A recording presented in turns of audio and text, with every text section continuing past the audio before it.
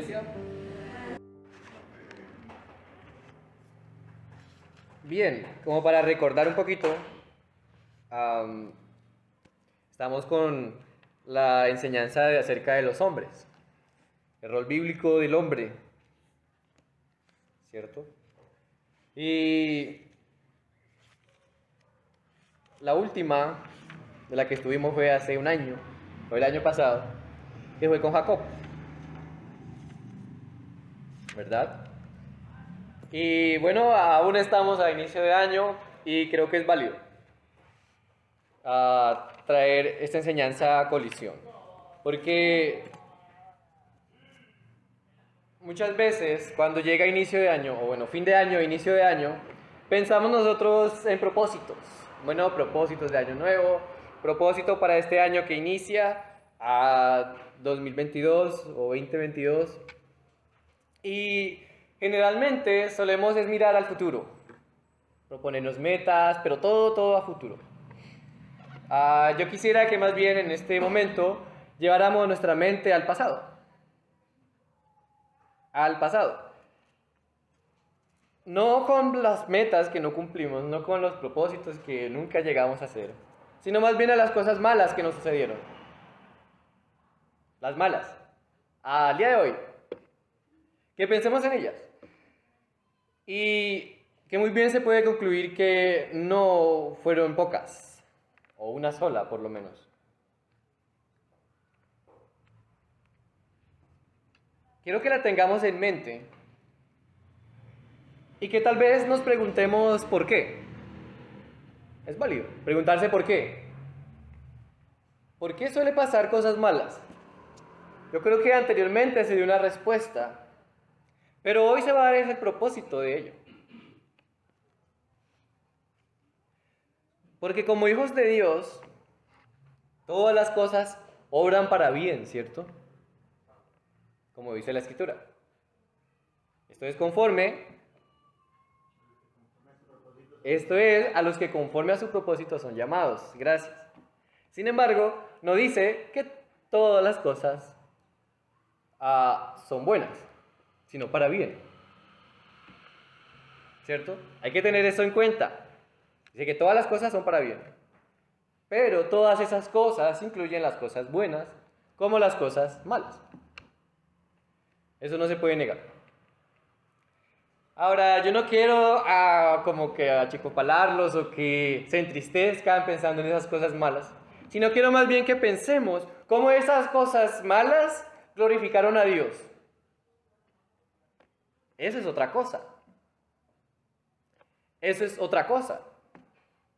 Sí, cómo esas cosas malas glorificaron a Dios. Y si no glorificaron a Dios en su tiempo, tal vez lo hicieron un poco después. Pensemos en eso. Piensen ustedes allí. Ahora, si no hay ninguna idea o no hay ningún recuerdo de que se haya glorificado a Dios en esa cosa mala, pues yo quiero que de hoy en adelante podamos ver cómo se glorifica a Dios en las cosas malas que nos suceden. Sí, de hoy en adelante. Si no se hizo en el pasado, entonces de hoy en adelante. Porque hoy vamos a ver en la vida de un personaje que desde muy joven le sucedió cosas malas desde inicio. Aún hasta de sus más cercanos, su familia, sus parientes, sus hermanos. Sin embargo, este hombre supo cómo Dios iba a ser glorificado en todos esos males que le sucedió. No sé si ya se dieron cuenta de quién estamos hablando. ¿No? Después de Jacob o Israel sigue José. ¿Cierto? Y si hemos leído Génesis, si usted ha leído Génesis, pues usted se va a dar cuenta que lo de José no fue algo fácil, fue algo más complejo. No fue una enfermedad, pero la maldad sí que estaba. sobre él y contra él. Así que vamos a leer y en Génesis,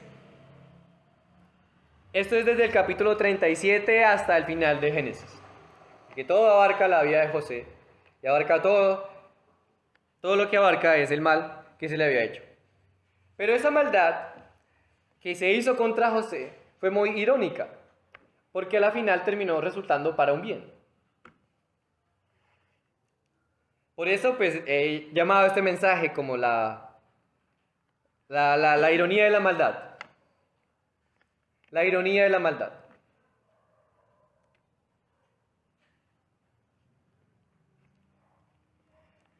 Bien, entonces iniciemos con José.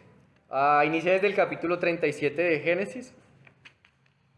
Dice el versículo 1: habitó Jacob en la tierra donde había morado su padre, en la tierra de Canaán. Esta es la historia de la familia de Jacob. Y ahí comienza. Esta es la historia de la familia de Jacob. Y el primero que mencionan no es a Rubén, su primogénito, sino que es a José, al último que había tenido hasta el momento. Dice: José, siendo de edad de 17 años, apacentaba las ovejas con sus hermanos. Y el joven estaba con los hijos de Bila y con los hijos de Silpa, mujeres de su padre, e informaba a José a su padre la mala fama de ellos. Bien, José como el hijo menor está con sus hermanos mayores, pero sus hermanos mayores ¿cómo eran? Eran malos. Y por alguna razón u otra, este joven, este José, el menor, pues iba y le contaba a su padre el mal comportamiento de sus hermanos.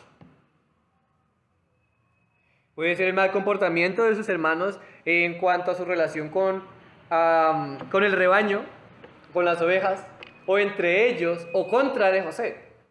Pero tenían una mala fama, tenían un mal comportamiento, bueno, había una maldad. Y dice el versículo 3, que amaba Israel a José más que a todos sus hijos, porque lo había tenido en su vejez y le hizo una túnica de diversos colores. Hasta ahí pues no hay ningún problema, ¿no? José tiene 17 años, es el menor de sus hermanos, convive con ellos, pero le informa a su padre de su mal comportamiento. Y pues lo que demuestra Jacob, o Israel, su padre, es amor hacia su hijo menor, pues más que a los demás. Hasta ahí no hay ningún problema. El problema viene en el versículo 4. Y viendo a sus hermanos que su padre lo amaba más que a todos sus hermanos, le aborrecían y no podían hablarle pacíficamente. Ahí viene el problema. Celos o envidia. Pero todos sus hermanos, todos, Rubén, incluyendo Judá, incluyendo Leví, pues odiaban a José. Odiaban a José. Y si nos preguntamos, ¿por qué o qué causó esto? ¿Por qué lo odiaban tanto? Pues el texto dice porque sus hermanos veían que Israel lo amaba más que a todos. O sea, Jacob hizo como su padre. ¿Quién era el padre? Jacob hizo como su padre Isaac. ¿Qué hicieron ellos? ¿Qué hizo Isaac con su esposa? Tuvieron preferencias. Nació Jacob y nació Esaú primero, luego Jacob, pero cada uno tomó a un preferido. A Jacob lo tomó como preferido su madre y a Esaú su padre. Entonces Jacob aquí pues como que se repite o hay un patrón igual donde él escoge o ama o prefiere a un hijo sobre los demás. Tanto así que sigue la lectura, versículo 5, y soñó José un sueño y lo contó a sus hermanos y ellos llegaron a aborrecerle más todavía. Ahora José tiene un sueño, se lo cuenta a sus hermanos y por causa de ese sueño sus hermanos lo odian más. Versículo 6, y él les dijo: oíd ahora este sueño que he soñado. He aquí que atábamos manojos en medio del campo, y he aquí que mi manojo se levantaba y estaba derecho, y que vuestros manojos estaban alrededor y se inclinaban al mío. Le respondieron sus hermanos: ¿reinarás tú sobre nosotros? ¿O señorearás sobre nosotros? Y la aborrecieron aún más a causa de sus sueños y sus palabras. Versículo 9. Soñó aún otro sueño y lo contó a sus hermanos, diciendo: He aquí que he soñado otro sueño. Y he aquí que el sol y la luna y 11 estrellas se inclinaban a mí. Y lo contó a su padre y a sus hermanos, y su padre le reprendió y le dijo: ¿Qué sueño es este que soñaste? ¿Acaso vendremos yo y tu madre y tus hermanos a postrarnos en tierra ante ti?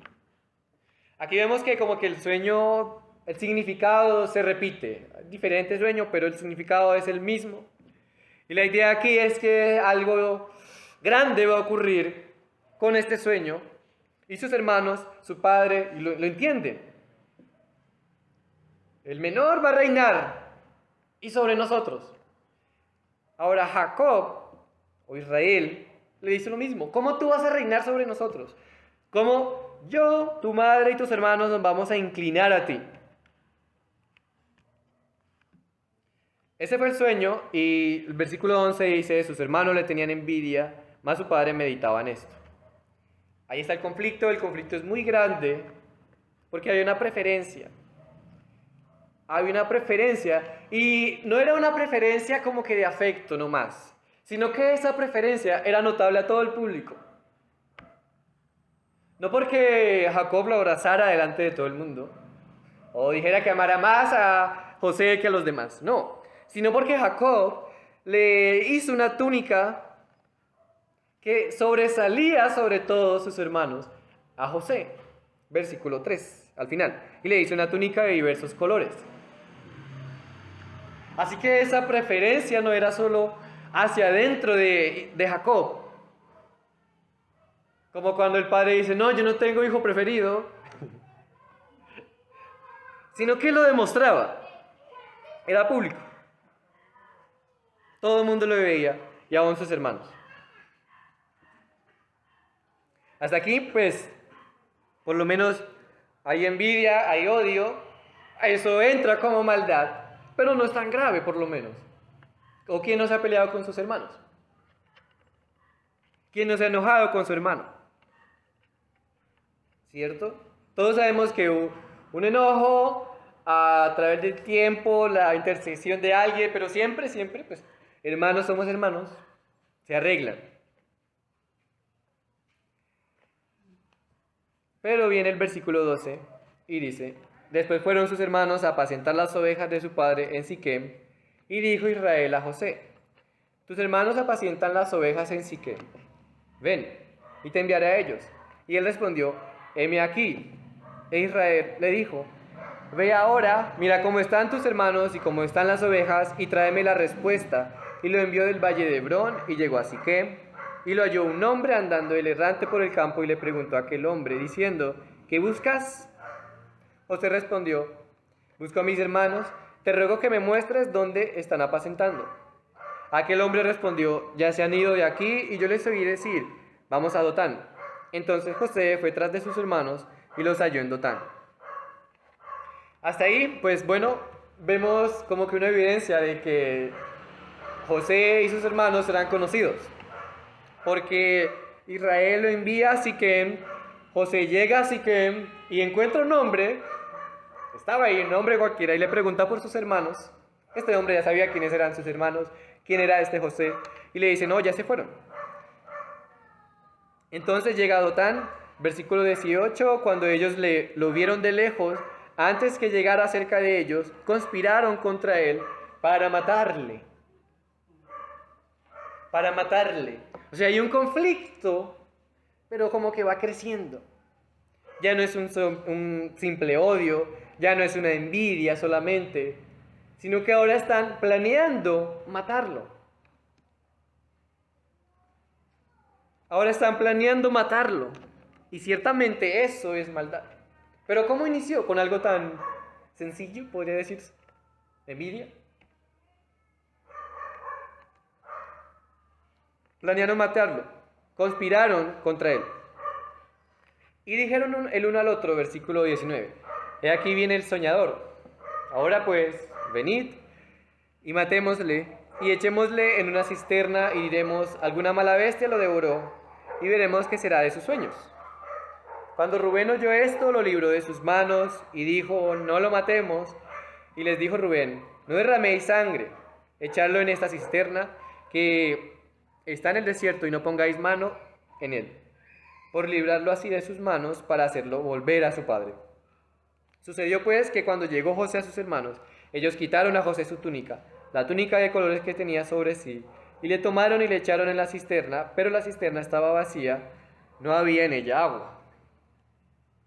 Bien, hasta aquí el plan como que fue suavizado por el hermano mayor. Por lo menos el hermano mayor, aunque lo odiaba y tenía envidia, pues como que matarlo ya era muy macabro. Y él se dio cuenta que ese acto no solo era en contra de José, su hermano menor, sino en contra de su padre. Era para librarlo y hacerlo volver a su padre. Así que llega José y lo primero que hacen es, no lo degollan, no se burlan de él, no lo tiran a la cisterna de una vez, como ya lo planearon, o como ya lo decidieron, sino que le quitan la túnica. La túnica especial, la túnica que lo diferenciaba, la túnica que lo hacía resaltar sobre sus hermanos, se la quitan. Se la quitan.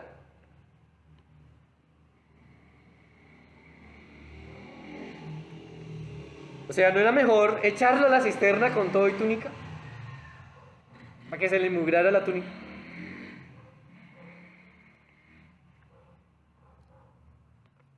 Se la quitaron como una forma de humillación para José. Y bueno, luego sí, lo echaron en la cisterna. Pero la cisterna estaba vacía. Eso queda claro en el versículo 24. Sigue el 25.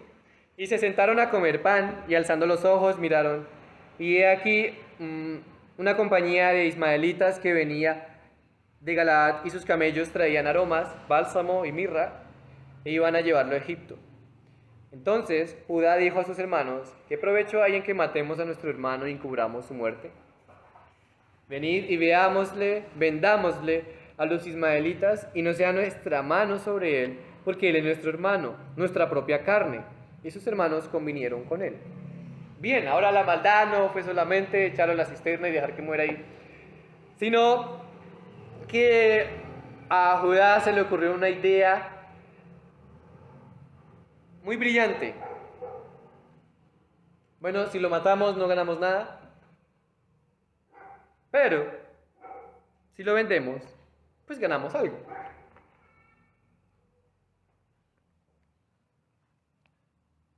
Vean la maldad que está viniendo sobre José. Por lo menos ellos son conscientes de que es su hermano y es su hermano menor. Y que por lo menos matarlo sería macabro, ya totalmente a la final, no lo matemos. Pero deciden es venderlo porque le quieren sacar algún provecho. Y el versículo 28 pues lo vende. Cuando pasaban los ismaelitas, y cuando pasaban los madianitas mercaderes, sacaron ellos a José de la cisterna y le trajeron arriba y le vendieron a los ismaelitas por 20 piezas de plata y llevaron a José a Egipto. Bien, ahí comienza la racha de maldad que viene contra José. La racha de maldad que viene contra José. Y eso nos deja por evidencia de que la maldad es algo real. O sea, es algo real. No es que uno sea negativo, pesimista, porque hay muchos otros positivos. Que no somos hijos de Dios, que somos hijos del Rey, nada puede contra nosotros. Si Dios es con nosotros, ¿quién contra nosotros? Nada nos va a pasar porque todo obra para bien. No, o sea, la maldad es real. Y en algún momento u otro, pues bueno, va a llegar a nosotros. Ha llegado a nosotros, llegará también a nosotros. Parte de la maldad es la enfermedad. Parte de la maldad es la enfermedad. Y no sé si a usted le pasó, pero cuando inició la pandemia, Si usted se creyó que por ser hijo de Dios, por asistir a la iglesia, por leer la escritura, por orar cada día, no le iba a dar el COVID, o no le iba a dar un síntoma o la gripa, pues bueno, ¿qué pasó si le dio?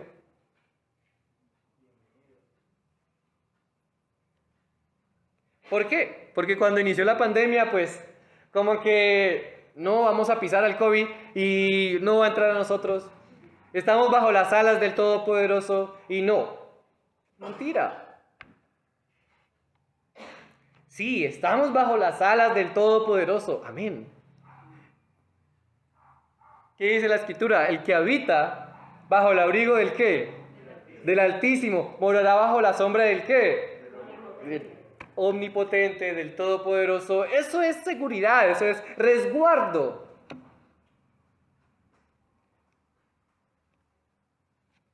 Pero la Escritura también dice, y nos ordena, nos motiva, nos exhorta, nos empuja, nos impulsa a que nos gocemos en las diversas pruebas.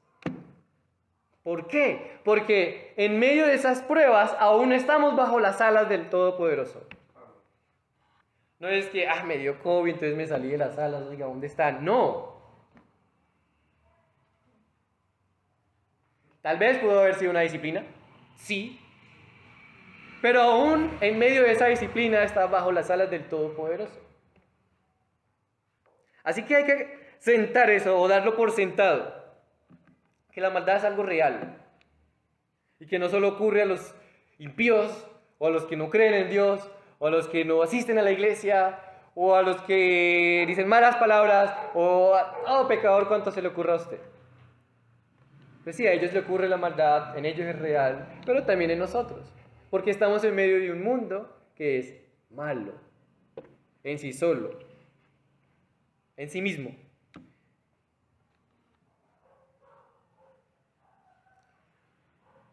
Así que la maldad es algo real y con José vemos que inició desde sus más cercanos, sus propios hermanos. Bueno, eso ya lo habíamos visto por allá en ¿quién? ¿En quién? En Caín. En Caín, ¿cierto? Caín, que se pensaba que era el sucesor de Adán y que iba a ser la imagen de Dios. ¿Qué hace? Pues mata a su hermano. ¿Por qué? Envidia. Asesina a su hermano. O sea, no. Los únicos, además de sus padres, que estaban vivos ahí, y no, lo asesina. Así que la maldad ha estado desde siempre, desde el inicio de la creación del hombre, y está latente a un día, al día de hoy. Y bueno, tenemos que aceptar que eso es algo real. Y yo creo que en esta iglesia, pues, creo que como que no haría falta, ¿no? Recordarlo. En medio de malestares, en medio de enfermedades, ¿cierto? Hace parte de la maldad. Hace parte del pecado. Eso nos recuerda que somos pecadores. Eso nos recuerda que hemos sido salvados por la gracia de Dios solamente. Pero que todavía da gripa, sí. Eso nos recuerda y como que nos da coscorrones para fijarnos en lo porvenir. En lo porvenir. Porque todo este dolor que sentimos, todo ese malestar que sentimos, bueno, va a haber un día para siempre que no lo sentiremos más, que no va a haber más dolor. Y eso nos debería alegrar. Sí, estamos muy enfermos, malucos, pero eso es algo que nos debe alegrar. Que va a haber un momento en el que ya no va a haber más dolor, ni más enfermedad, ni más maldad. Ahora, ¿qué pasó con José? Ya lo vendieron. ¿Qué le tocó hacer a su hermano mayor, a Rubén? Versículo 29. Después Rubén volvió a la cisterna y no halló a José adentro y rasgó sus vestidos y volvió a sus hermanos y dijo, el joven no aparece y yo, ¿a dónde iré yo? Fíjense, ¿qué pasó con Rubén? Rubén como que no estaba cuando vendieron a José.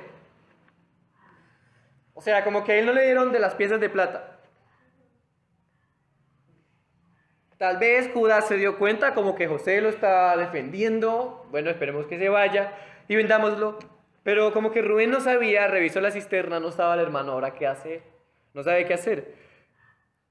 Versículo 31, entonces tomaron ellos la túnica de José y degollaron un cabrito de las cabras y tiñeron la túnica con la sangre y enviaron la túnica de colores y la trajeron a su padre y dijeron, esto hemos hallado, reconoce ahora si es la túnica de tu hijo o no. Y él la reconoció y dijo, la túnica de mi hijo es, alguna mala bestia lo devoró, José ha sido despedazado.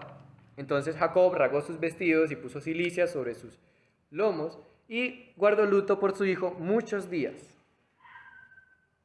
Fíjense, dice que guardó luto muchos días. Yo no sé cómo hicieron sus hermanos para dormir tranquilos,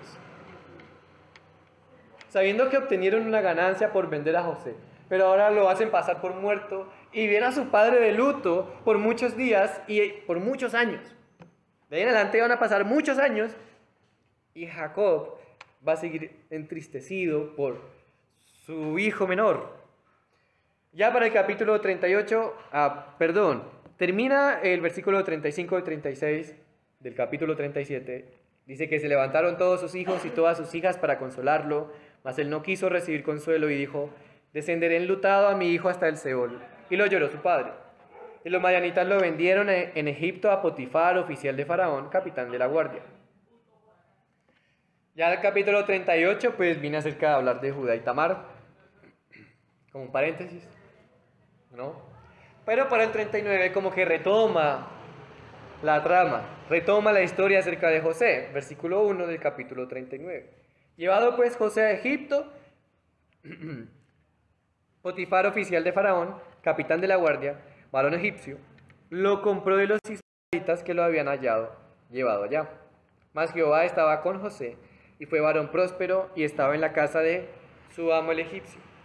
Y su amo vio que Jehová estaba con él, y que todo lo que él hacía, Jehová lo hacía prosperar en su mano. Hacía yo José gracia en sus ojos, y le servía. Y él le hizo mayordomo de su casa, y entregó en su poder todo lo que tenía. Y aconteció que desde cuando le dio el encargo de su casa, y de todo lo que tenía, Jehová bendijo la casa del egipcio a causa de José. Y la bendición de Jehová estaba sobre todo lo que tenía, así en casa como en el campo. Y dejó todo lo que tenía en mano de José, y con él no se preocupaba de cosa alguna, sino del pan que comía. Y era José de hermoso semblante y bella presencia. Listo, lo vendieron. Tal vez sus hermanos pensaron, lo vendemos como esclavo, le va a ir peor en la vida. Y bueno, hasta ahí van a llegar sus sueños. Pero vemos que este esclavo ahora es el esclavo más especial, o el más favorecido. Y no de cualquier casa, sino de la casa del oficial de Faraón, del capitán de la guardia misma de Faraón, el rey de Egipto.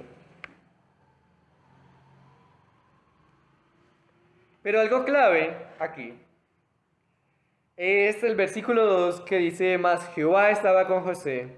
Y se vuelve a repetir en el versículo 3, y vio su amo que Jehová estaba con él. Y se vuelve a repetir en el versículo 5, cuando dice, Jehová bendijo la casa del egipcio a causa de José. Y la bendición de Jehová estaba sobre todo lo que tenía. ¿Cuál es la clave aquí de José? Jehová. Dios estaba con él.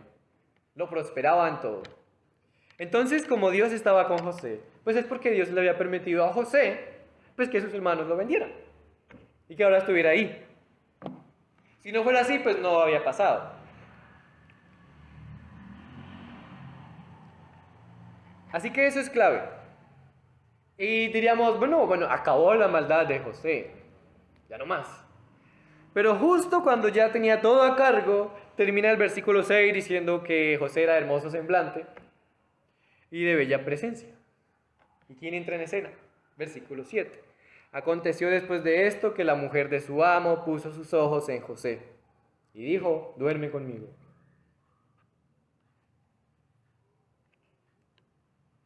Ahí comienza la maldad. Llega la esposa de Potifar y le dice a José, duerme conmigo. La respuesta de José dice que él no quiso.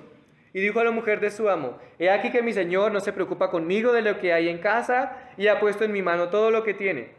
No hay otro mayor que yo en esta casa y ninguna cosa me ha reservado sino a ti. Por cuanto tú eres su mujer, ¿cómo pues haría yo este grande mal y pecaría contra Dios? Llega la maldad, ¿en forma de qué? de tentación de parte de la mujer, de la esposa de Potifar. Y era clave el final del versículo 6 porque fue en eso lo que se encaprichó la esposa de Potifar. Pero José le dice, mi señor ha dejado todo lo de esta casa a mi mando menos a usted. Yo no puedo hacer ese mal. Dice, yo no puedo pecar. ¿Cómo yo pecaría contra Dios? Sin embargo, esta mujer insistía cada día, versículo 10, hablando ella a José cada día y no escuchándola a él para acostarse al lado de ella, para estar con ella. Aconteció que entró él un día en casa para hacer su oficio y no había nadie de los de casa allí. Y ella lo asió por su ropa, diciendo, duerme conmigo. Entonces él dejó su ropa en las manos de ella y huyó y salió.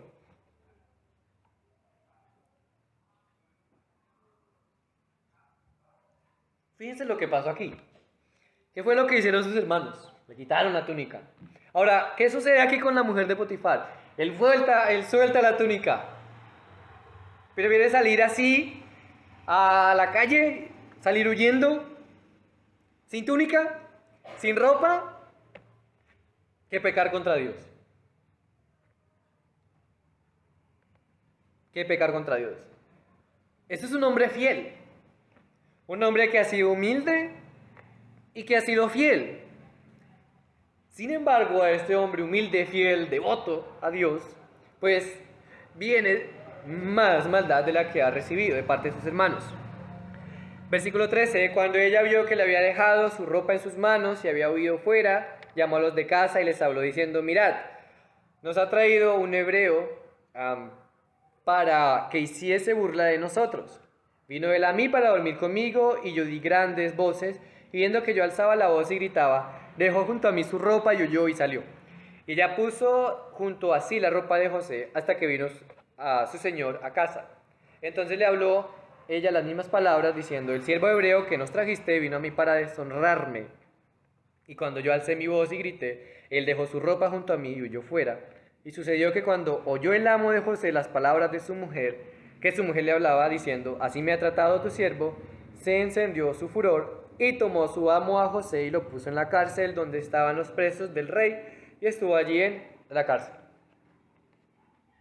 Fue vendido como esclavo, ahora ha sido deshonrada su dignidad o ha sido difamado, ahora es puesto en la cárcel. Y estando en la cárcel, versículo 21, pero Jehová estaba con José y le extendió su misericordia y le dio gracia en los ojos del jefe de la cárcel. De nuevo, ahora es otro escenario, otra maldad, pero Jehová estaba con José.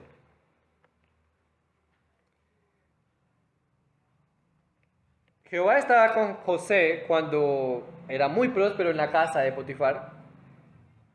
Ahora no teniendo nada y estando encerrado, pues también está Jehová con él. Ese es nuestro Dios. Él es fiel, aunque nosotros seamos infieles. En el caso de José, él no había sido infiel, pues Dios aún seguía estando ahí con él. De alguna u otra manera, esto encamina a que va a glorificar a Dios. Los que ya han leído saben cómo, ¿no? Pero sigamos leyendo para ver qué sucede. Versículo 22. Y el jefe de la cárcel entregó en mano de José el cuidado de todos los presos que había en aquella prisión. Todo lo que se hacía allí, él lo hacía. No necesitaba atender el jefe de la cárcel cosa alguna de las que estaban al cuidado de José, porque Jehová estaba con José y lo que él hacía, Jehová lo prosperaba. De nuevo, ahora es el jefe de la cárcel que deja a cargo de José todo. Todo.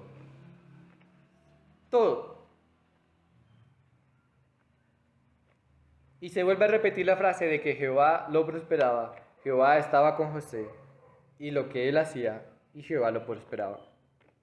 Ahora en la cárcel, en el capítulo 40, lo que nos narra es que en la cárcel estaban dos personas que le servían al rey. De hecho, eso está desde el versículo 20. Tomó su amo a José y lo puso en la cárcel donde estaban los presos del rey. Y estuvo allí en la cárcel. Pero específicamente dos personas. Una era el panadero y la otra el copero. los siervos directos del rey de Egipto, de Faraón, que bueno, dice el versículo 1 del capítulo 40, aconteció después de estas cosas, que el copero del rey de Egipto y el panadero delinquieron contra su señor el rey de Egipto. No dice cómo, en qué. Se enojó Faraón y vea, versículo 2, y se enojó Faraón contra sus dos oficiales, contra el jefe de los coperos y contra el jefe de los panaderos, y los puso en prisión en la casa del capitán de la guardia, en la cárcel donde José estaba preso. Y el capitán de la guardia encargó de ellos a José, y él les servía, y estuvieron días en la prisión. Ahora allí se encuentra José con los oficiales del rey, el oficial de los panaderos, el oficial de los coperos. En el pasar del tiempo, cada uno tiene un sueño. Cada uno tiene un sueño, pero estaban frustrados porque no sabían qué significaba. Versículo 5. Y ambos, el copero y el panadero del rey de Egipto, que estaban arrestados en la prisión, tuvieron un sueño, cada uno su propio sueño en una misma noche, cada uno con su propio significado. Vino a ellos José por la mañana y los miró, y he aquí que estaban tristes. Y él preguntó a aquellos oficiales de Faraón que estaban con él en la prisión de la casa de su señor, diciendo: ¿por qué parecen hoy mal vuestros semblantes? Ellos le dijeron: hemos tenido un sueño y no hay quien lo interprete. Entonces les dijo José: ¿no son de Dios las interpretaciones? Contádmelo ahora. Entonces el jefe de los coperos contó su sueño a José y le dijo: yo soñaba que veía una vid delante de mí, y en la vid 3 sarmientos, y ella como brotaba y arrojaba su flor, viniendo a madurar sus racimos de uvas. Y que la copa de Faraón estaba en mi mano, y tomaba yo las uvas y las exprimía en la copa de Faraón, y daba yo la copa en mano de Faraón. Algo clave aquí, y claro, es que José deja claro que las interpretaciones vienen de Dios, son de Dios, a Dios pertenecen. Entonces le cuenta el jefe de los coperos el sueño a José. José le da la interpretación, dice que al cabo de 3 días te levantará Faraón tu cabeza, te va a restituir y darás la copa a Faraón en su mano como solías hacerla. Pero algo aquí clave le dice es que se acuerde, versículo 14, acuérdate pues de mí cuando tengas ese bien, y te ruego que uses conmigo de misericordia y hagas mención de mí a Faraón y me saques de esta casa. Bien, al darse cuenta el jefe de los panaderos que el sueño, la interpretación del sueño del jefe de los coperos pues era bueno, entonces él también se lo contó y José le dio la interpretación. Versículo 16. Viendo el jefe de los panaderos que había interpretado para bien, dijo a José: también yo soñé que veía 3 canastillos blancos sobre mi cabeza. En el canastillo más alto había de toda clase de manjares de pastelería para Faraón, y las aves las comían del canastillo de sobre mi cabeza. Entonces respondió José y dijo: esta es su interpretación. Los 3 canastillos son 3 días, y al cabo de 3 días quitará Faraón tu cabeza de sobre ti, y te hará colgar en la horca, y las aves comerán tu carne de sobre ti. Al tercer día, que era el día del del cumpleaños de Faraón, el rey hizo banquete a todos sus sirvientes, y alzó la cabeza del jefe de los coperos, y la cabeza del jefe de los panaderos entre sus servidores.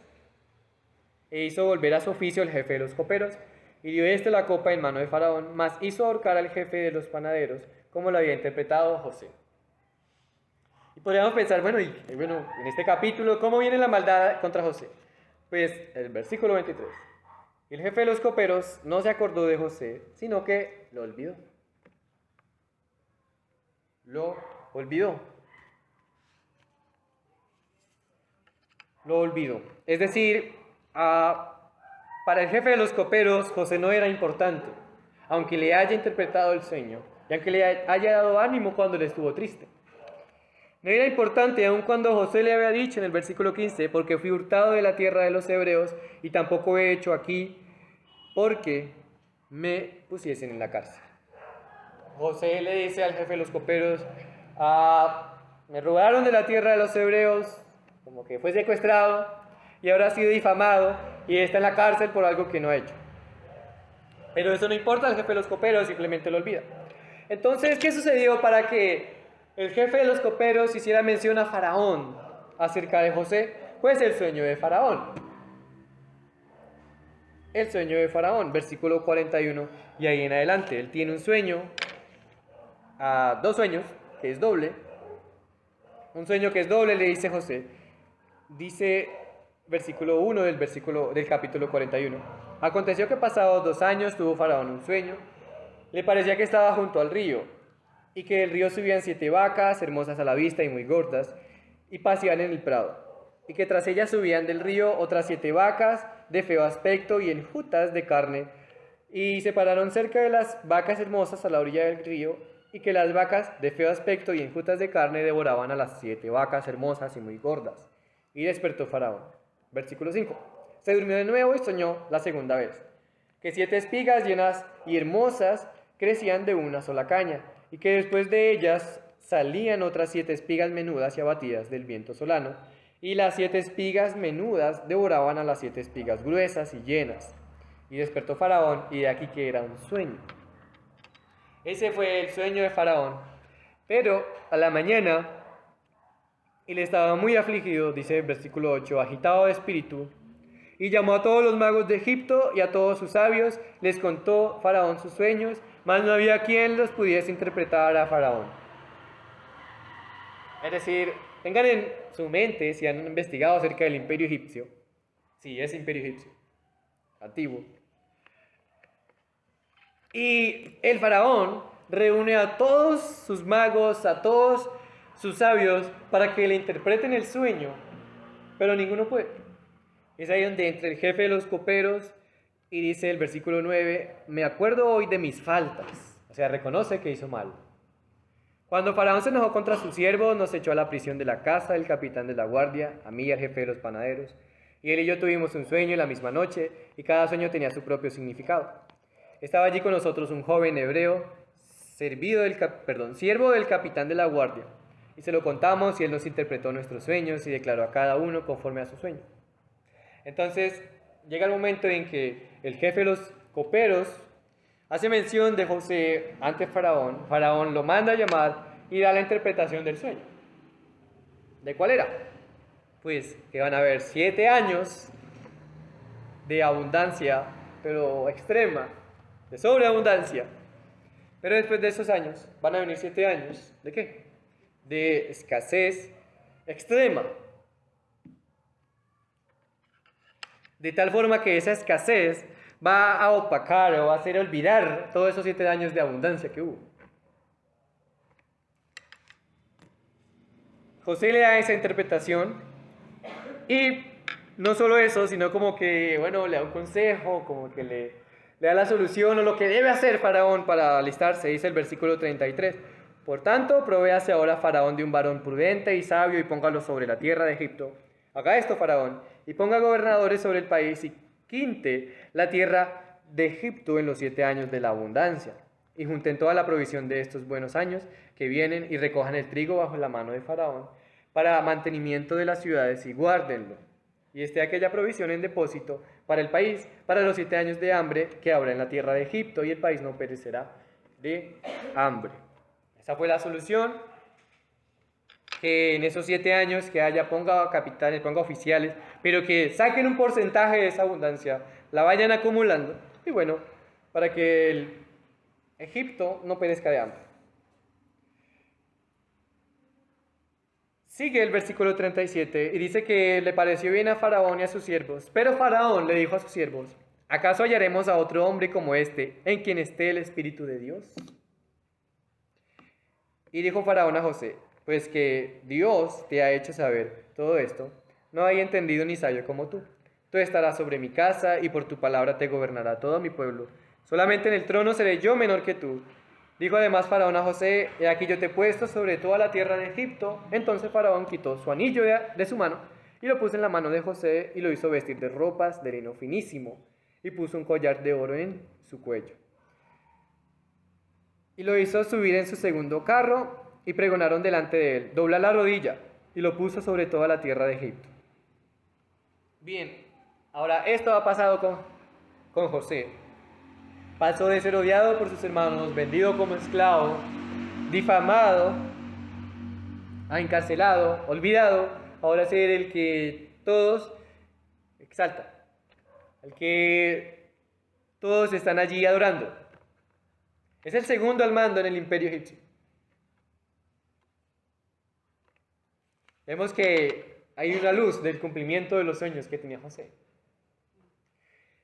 Más adelante, pues vemos, y los invito a que lo lean en sus casas, de cómo Jacob envía a sus hijos a Egipto por comida, porque, bueno, pues habían llegado los años de escasez. Y es cuando José ve a sus hermanos, los reconoce, pero pues a él no lo reconocían, porque estaba vestido como un egipcio, estaba hasta el idioma, tenía hasta un traductor, un intérprete. Sin embargo, José lo reconoció y a la final se muestra a sus hermanos, todos lloran, pero lo que tiene claro José es que todo eso lo permitió Dios para la preservación del pueblo.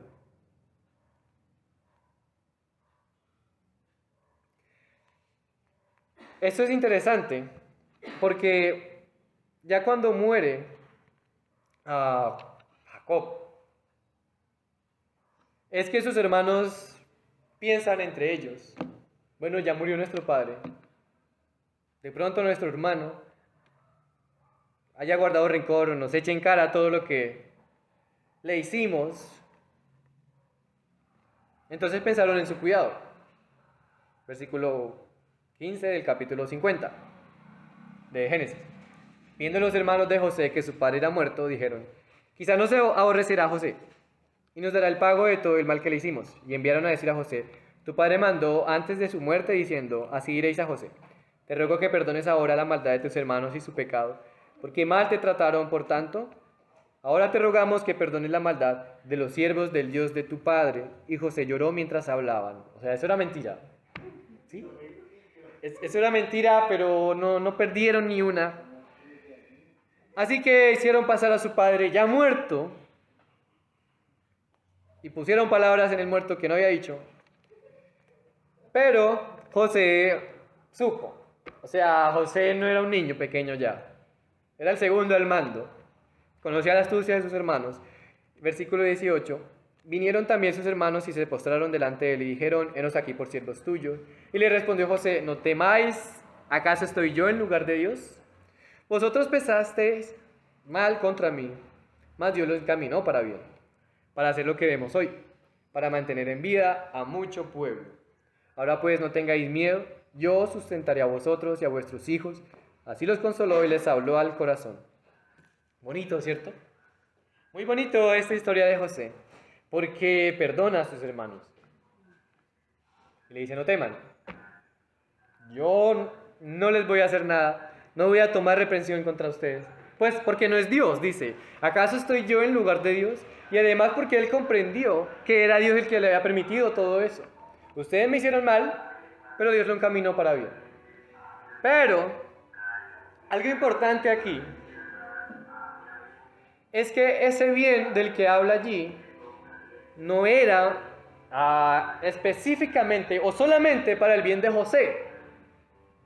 ¿Por qué? Pues porque a José le fue bien. O sea, lo vendieron como esclavo, lo pusieron de primero a el esclavo privilegiado allá en la casa de Potifar. Bueno, ahora lo difamaron en la cárcel, pero en la cárcel estaba a cargo de todo, ¿no? Pues diríamos, sí, claro, lo encaminó para bien. El bien se le mostró a José. Pero no, ese no era el bien al cual José estaba refiriéndose allí. Sino ese bien era, como termina el versículo 20, para mantener en vida a mucho pueblo. Para mantener en vida a mucho pueblo. Y de seguro no se refería a los egipcios, sino que se refería a ellos. O sea, José tenía en su corazón, en su mente, que Dios había permitido todo esto para preservarlos a ellos. Porque de alguna u otra manera, ellos son el pueblo de Dios, o eran el pueblo de Dios. Dios había dado esas promesas a Jacob. después de Isaac, las había dado a Jacob, y vemos como que no se vuelven a mencionar, sino hasta el capítulo 49, cuando Jacob bendice a cada uno de sus hijos, sino hasta ahí, de que serán un pueblo grande. Así que José, de una entrelazó todo. O sea, José glorificó a Dios en cada cosa mala que le pasaba. Cuando sus hermanos lo echaron y lo vendieron, nunca se opuso. Cuando esta mujer lo tentó para que estuviera con él, nunca accedió. Ni cuando lo difamaron, nunca se defendió de una vez a la cárcel. No tuvo tiempo. Ni cuando el jefe de los coperos lo olvidó, tampoco tomó reprensión ni nada. Simplemente entrelazó todo. Esto lo hizo Dios. Esto lo hizo Dios. Dios lo encaminó para bienes. Dios lo orquestó para que sucediera un bien. Y ese bien era mantener en vida a mucho pueblo. Y eso de mantener en vida a mucho pueblo glorificaba a Dios. Porque era Dios guardando al pueblo que él había escogido y que había prometido guardar. Así que fíjense cómo toda esa maldad hecha a José resulta para un bien. Pero ese bien es la gloria de Dios. No es un bien material, no es una posición. Claro, José terminó muy bien. Pero ese bien fue mantener en vida a mucho pueblo. De hecho, José muere y en su muerte, antes de morir, dice el versículo 22, habitó José en Egipto, él y la casa de su padre, y vivió José 110 años. Y vio José los hijos de Efraín hasta la tercera generación. También los hijos de Maquir, hijos de Manasés, fueron criados sobre las rodillas de José. Y José dijo a sus hermanos, yo voy a morir, mas Dios ciertamente os visitará, y os hará subir de esta tierra a la tierra que juró a Abraham, a Isaac y a Jacob. E hizo jurar José a sus hermanos de Israel, e hizo jurar José a los hijos de Israel diciendo, Dios ciertamente os visitará y haréis llevar de aquí mis huesos. José entrelazó todo hasta el final, hasta el momento de morir, y recordándole las promesas que Dios había hecho a Abraham, a Isaac y ahora a Jacob. Eso es bonito, porque si a alguien que le ha sucedido cosas malas, José, o sea, él entra al estándar de Job.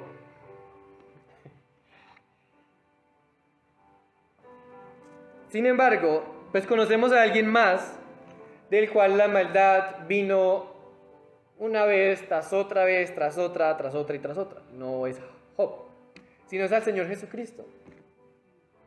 Es decir, la maldad sí o sí contra él, la maldad del hombre, la maldad del diablo, la maldad de todo lo que sea malo, y lo que tenga maldad, pues sobre él fue. Sobre él. Lo escupieron, lo cachetearon, lo azotaron, desgarraron su piel con esos azotes. Incluso sobre sus mismos discípulos, porque ellos se fueron. Lo negaron. O sea, alguien que recibió maldad aún sin merecerla fue el Señor Jesucristo. Sin embargo, la ironía es que esa maldad, ¿en qué resultó? Resultó en bien. Pero en bien, ¿cuál? Mantener en vida a mucho pueblo. O sea, con toda esa maldad que se le dio al Señor Jesucristo, aún hasta la muerte, pues eso resultó en vida para muchos, de los cuales por su gracia estamos aquí. Resultó para salvación, resultó para vida. Pero ese bien no significa que ahora nos va a ir bien toda la vida. Éxito tras éxito, victoria en victoria y gloria en gloria. Pues no siempre. Pero ese bien es para la gloria de Dios. O sea, ese bien es la gloria de Dios. Porque dice la Escritura que Cristo pues murió una sola vez, ¿cierto? Y que vive y ahora vive para Dios. O sea, para la gloria de Dios. Murió para la gloria de Dios. vive para la gloria de Dios. Y ha dado vida a nosotros, una vida eterna, pues para que le demos gloria a Dios. Chévere, o sea, es bonito porque la maldad sí o sí está. Y aunque los invité a pensar en lo que ha pasado ahora, pensemos en las maldades que vendrán, de quienes menos esperemos, sea enfermedad, sea una recaída, sea pecado, sea difamación, sea lo que sea, va a venir y estemos preparados. ¿Cómo debemos actuar entonces? Con humildad, siempre teniendo en mente que Dios lo está encaminando para bien, pero no el bien mío, sino el bien suyo, su gloria. Y eso sí o sí nos va a hacer continuar, nos va a hacer estar firmes en Él. Porque no es fácil. O sea, de seguro para José no fue fácil que lo vendieran a sus hermanos, como nada. No es fácil. Pero de seguro él estuvo allí firme porque Jehová estaba con él. Así que lo único que nos puede mantener firme es que Dios esté con nosotros. De hecho, el Señor Jesucristo, ¿qué fue lo que dijo? Dijo, vayan y hagan discípulos a todas las naciones, bautizándolos en el nombre del Padre, del Hijo y del Espíritu Santo, y enseñándoles todo lo que yo les he mandado. Y de aquí yo estaré con vosotros todos los días, hasta el fin del mundo. ¿Y qué más dice la Escritura? Que estoy persuadido de esto, que el que comenzó la buena obra en vosotros la perfeccionará. ¿Hasta cuándo? Hasta el día de Jesucristo. O sea, hay que tener eso muy claro para aún resistir la muerte de un ser cercano, o incluso que citamos nuestra propia muerte, porque yo sé que esos malestares son dolor hasta la muerte, y uno se siente morir, pero el único que nos mantiene firmes es el Señor. El que nos sostiene es el Señor. Así que enfermos, alentados, muertos o vivos, pues somos del Señor y la gloria es para Él. Sepamos que Él encamina toda la maldad que hace en contra de nosotros para bien, lo encamina para bien. Ese bien es mantener con vida a mucho pueblo. Ya lo he hecho con el Señor Jesucristo. Ese bien es su gloria. Así que cuando nos sucedan cosas malas, pensemos cómo Dios es glorificado en eso que nos está pasando. Tal vez en la enfermedad, pues bueno, nos hace acercarnos más a Él para rogar por salud, por lo menos. Para rogar por alivio, porque uno no aguanta el dolor, no aguanta el malestar. Pero pensemos siempre, cómo eso que nos pasa, cómo eso malo, nos acerca a Dios, cómo eso malo glorifica a Dios. Y cuando hacemos eso, comenzamos a tomarle el sentido a las palabras de la Escritura. El sentido que tiene la Escritura, que es glorificarlo a Él. Así que a eso los animo, no que hagan propósitos de Año Nuevo, aunque lo hagan, muchos no los cumplimos. Más bien que hagamos eso. Cuando pasen cosas malas, bueno, pensemos cómo es glorificado Dios en eso. Y si como que Dios no es glorificado, bueno, pensemos cómo vamos a glorificar a Dios. Porque para eso Dios nos ha dado vida en Cristo Jesús, para que vivamos para Él. Oremos para que el Señor bendiga nuestra salida. Amado Señor, Padre Santo, gracias, porque en tu palabra nos muestras que tú eres bueno, que tu voluntad es buena, que es agradable, que es perfecta, pero que la podemos entender solamente a través de transformarnos, de renovar nuestro entendimiento, de no conformarnos a este siglo, de presentarnos ante ti como un sacrificio vivo, agradable para ti, de tener un culto racional a ti. Es la única manera, Santo Dios, porque tú nos has librado de la maldad más grande que pueda existir, es el pecado. Nos ha librado aún de nosotros mismos. Nos ha traído a tus pies para adorarte, glorificarte, para darte gloria. Pero aún la maldad, las cosas malas, la enfermedad, la muerte, todo, Señor, todo lo malo, puede que sea una distracción, un obstáculo, o que nos aleje de ti. Pero te oramos y te rogamos que nos ayudes a ver tu gloria aún en medio de la diversidad, aún en medio de la dificultad, aún en medio de la enfermedad. Que aprendamos a ver tu gloria, que nos gocemos en cómo tú obras. Por doloroso que sea,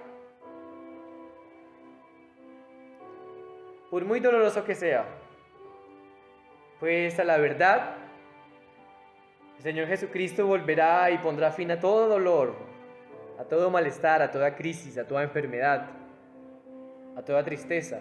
Y solo habrá gozo delante de tu presencia y delante del Cordero. Lo estaremos adorando por toda la eternidad. Bendecimos tu santo nombre.